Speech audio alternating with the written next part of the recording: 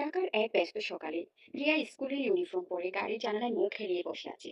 চারিদিকে গাড়ির হর্ন, কোলাহল আর ধোঁয়ার মাঝে সে ভাবছি, এই শহরে এত কোলাহলে কারো ভেতরের কথা কেউ শুনে না। রিয়া ছিল শহরের একটি নামী ইংলিশ মিডিয়াম স্কুলের দশম শ্রেণীর ছাত্রী। তার বাবা একজন সফল ব্যবসায়ী, মা গৃহিণী, স্নেহময়ী আর দয়ালু। রিয়ার জীবনে অভাব বলতে কিছু ছিল না। সে একটি মেয়েকে দেখতে পেল, জিজ্ঞেস করলো চিপস কত। ও বললো চিপস 5 টাকা। ঠিক আছে, আমাকে একটা চিপস দাও।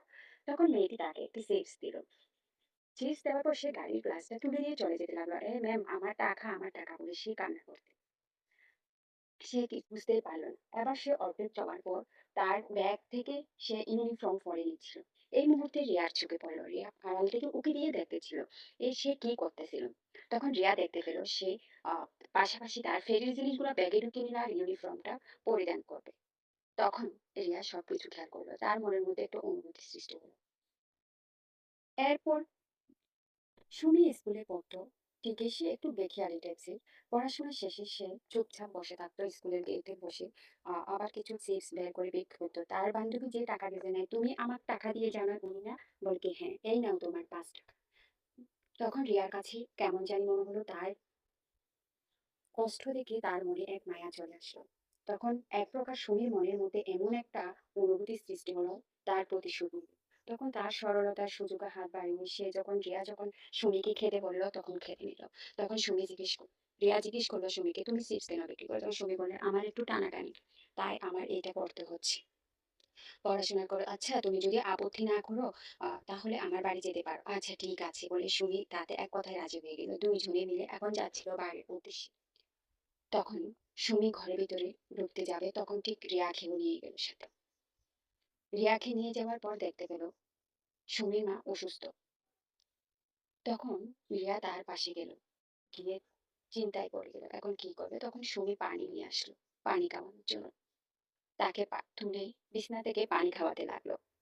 তখন রিয়া অনুভব করলো, আসলে এটা কি হলো। তখন সুমি বলল, এটা আমার বান্ধবী। তখন রিয়াকে হাত বুলিয়ে দিল আর সুমিকেও সেম একই কাজ করলো। রিয়া এখন তার বাবার কাছে আসলো। বাবা, দেখো, এটা আমার একটা ফ্রেন্ডের সাথে কথা বলো না তুমি। তখন বাবা বললো, না কি বলো তুমি? বলে কি, না বাবা আসো না, তুমি আসো না। তখন সে বাবার সাথে রাগ করে গেল, বাবা রাজি না হতে। এক পর্যায়ে বাবা চিন্তা করতে লাগলো। তখন মেয়ের কথায় বাবা রাজি হয়ে গেল। মেয়ে তখন বাবাকে বলল, সত্যি তুমি রাজি? বাবা বলল, হ্যাঁ মা। তখন মেয়ে খুশি হয়ে গেল। খুশি হয়ে তার বান্ধবী সুমির সাথে পরিচয় করিয়ে দিতে গেল। এক পর্যায়ে তার সাথে পরিচয় হয়ে গেল। তখন গিয়ে দেখতে পাই রিয়ার বাবা। আসলে এটা কে হতে পারে? তখন সুমি এগিয়ে গিয়ে রিয়ার সাথে কথা বলতে লাগলো। তখন রিয়া বাবাকে বললে, বাবা দেখো, মা আমি অসুস্থ। আচ্ছা ঠিক আছে মা, ঠিক হয়ে যাবে, চিন্তা করো না। তখন রিয়ার বাবা এক প্রকার রিয়াকে সান্ত্বনা দিয়ে ডাক্তার নিয়ে আসলো। ডাক্তার দেখালো। ডাক্তার দেখিয়ে এখন দুই বান্ধবী মিলে একসাথে এক হয়ে গেল। সুমির সঙ্গে ধীরে ধীরে বন্ধুত্ব গড়ে উঠলো। এখন রিয়া আর সুমি বন্ধুত্ব গড়ে উঠলো। আর ডাক্তার বলে দিল, ঠিক আছে, টেনশন করিয়ে না, ভালো হয়ে যাবে। এটা বলে চলে গেল। রিয়াও তার মার পাশে বসলো, বসে তার মাথায় হাত বুলিয়ে দিতে লাগলো। এদিকে সুমির মাথায় অন্য কিছু চলতেছিল।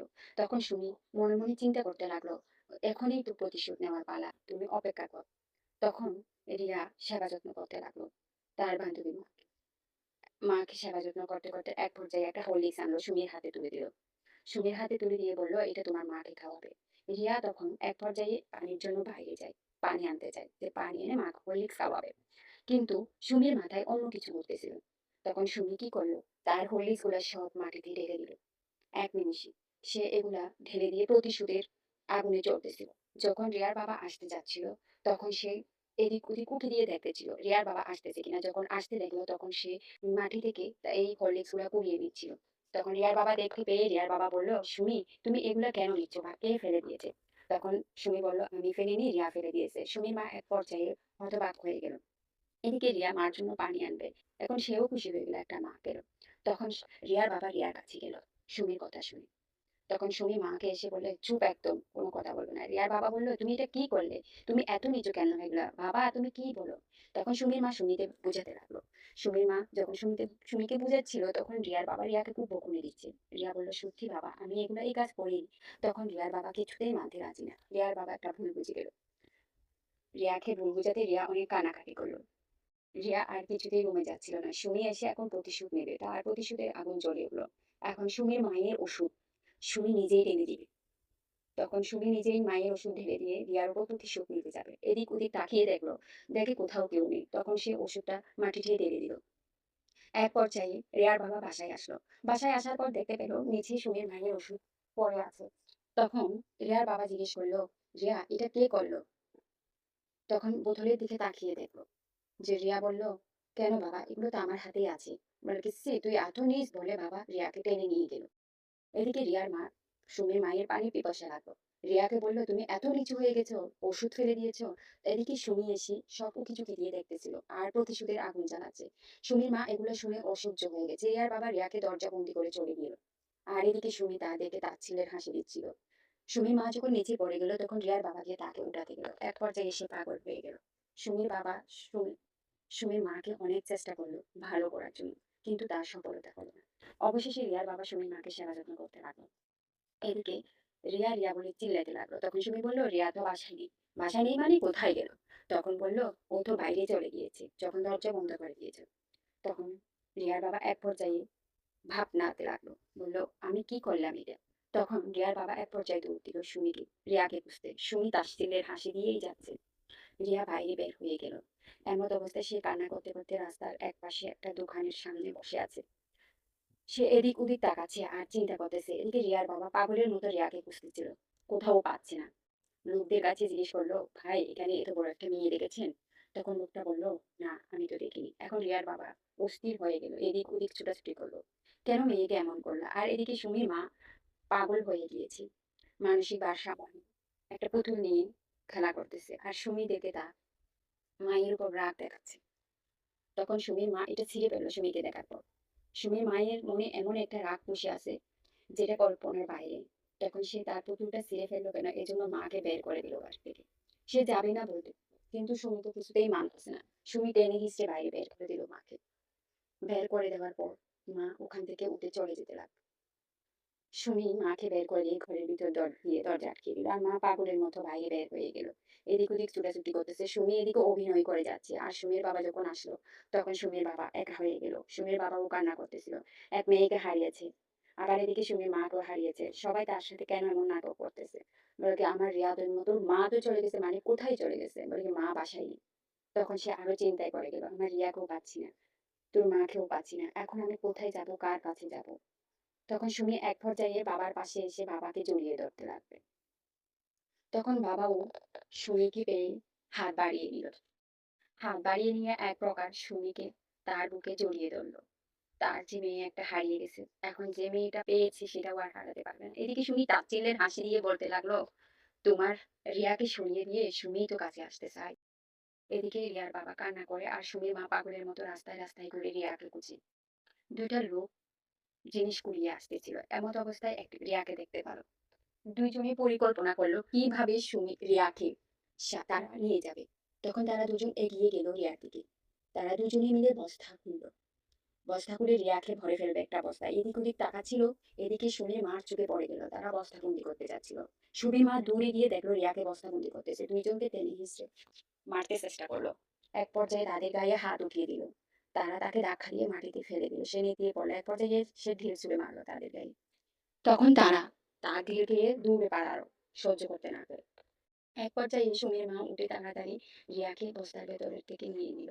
বস্তাগুলো সরিয়ে রিয়াকে বুকে জড়িয়ে ধরলো। বললো, মা তোমাকে তো আমি খুঁজতেছি। সে কিন্তু তার মেয়েকে চিনতে পারলো, সে যে তার মেয়ে রিয়া। সে এক পর্যায়ে সে পানি আনতে দৌড় দিল। একটা চাপা কল পেয়ে গেল। চাপা কল থেকে সে চাপ দিয়ে হাতে করে পানি নিয়ে মেয়ের জন্য গেল। মেয়েকে পানি ছিটিয়ে দিয়ে সুস্থ করার চেষ্টা করতে লাগলো। মেয়ে সুস্থ হয়ে উঠলো। এখন মেয়ে মাকে দেখে তার মনে একটা সদয় হলো। সে চিন্তা করলো, এটা তো আমি মায়ের বদলা মা পেয়েছিলাম। মা বলতে সে বললো, না আমি তো তোমাকে চিনি না। তখন সে এক পর্যায়ে মায়ের সাথে কেমন জানি করতেছিল, মাকে জড়িয়ে ধরলো।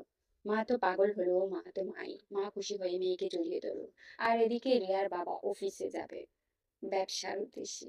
মেয়ের জামা দেখতে পেলো রিয়া। রিয়ার জামা দেখতে পেয়ে সে তাতে হাত দিয়ে মেয়ের জামাটা নিল। নিয়ে সে এটা হাত বুলিয়ে দেখতে লাগলো।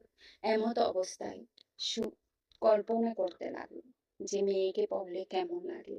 ওই কল্পনা চোখে ভেসে উঠল। তখনই সুমি এক পর্যায়ে এসে পড়ল। সুমি এসে দেখে রিয়ার জামা বুকে জড়িয়ে কান্না করতেছে। তখন সুমির এটা ঈর্ষা লাগতেছিল। তখন সে চিন্তা করলো এই জামা তো আর থাকবে না। যেমন কথা তেমন কাজ। রিয়ার বাবা জামাটা রেখে চলে গেল। তখন সুমি রুমে আসলো, এসে রিয়ার জামাতে হাত দিল। হাতে নিয়ে বলে, রিয়া, তোমার জামা তো আর তুমি পাবে না, আজ থেকে তো আমারই দখলে। সুমি পরে নিল এক পর্যায়ে জামাটা। সুমি পরার পর মহা আনন্দে বাঁচতেছে, আর এদিকে তার হিংসা হচ্ছে। সে খুশি রিয়াকে বের করে দিতে পেরে। এখন রিয়ার খিদে পেয়েছে। সে কিছু চাইতে গেল দোকানদারের কাছে, কিন্তু দোকানদার তাকে তাড়িয়ে দিল। রিয়ার মা কবে রিয়া আসবে সে অপেক্ষায় আছে। আরেক দোকানে গেল, গিয়ে ওখানেও কিছু চাইলো, কিন্তু পেল না। আরেক মাসির কাছে গেল, বলল আমি তো কিছু খাই না, আমাকে কিছু খাবার দাও। তখন মাসিটা তাকে কিছু খাবার ফ্রিতে দিয়ে দিল। তখন রিয়া মহা খুশিতে ওই খাবার নিয়ে চলে গেল। মা মেয়ে দুইজনে মিলে ভাগ করে খাবে এমন উদ্দেশ্যে। মা তো দেখে মহা খুশি, মেয়েও খুশি। তাতে মেয়ে মাকে খাওয়া দিচ্ছিল, আর মেয়ে মেয়েকে খাওয়া দিবে। এই হলো মা মেয়ের ভালোবাসার বন্ধন। হ্যালো ভিউয়ার্স, পরের পর্বটি পেতে আমার চ্যানেলে যদি নতুন হয়ে থাকেন অবশ্যই সাবস্ক্রাইব করে দিবেন, লাইক দিয়ে বেল আইকনটি টিপে পাশে থাকবেন। ভালো লাগলে কমেন্টস করে যাবেন। সুমি এদিকে তার হিংসার আগুনে জ্বলতেছে।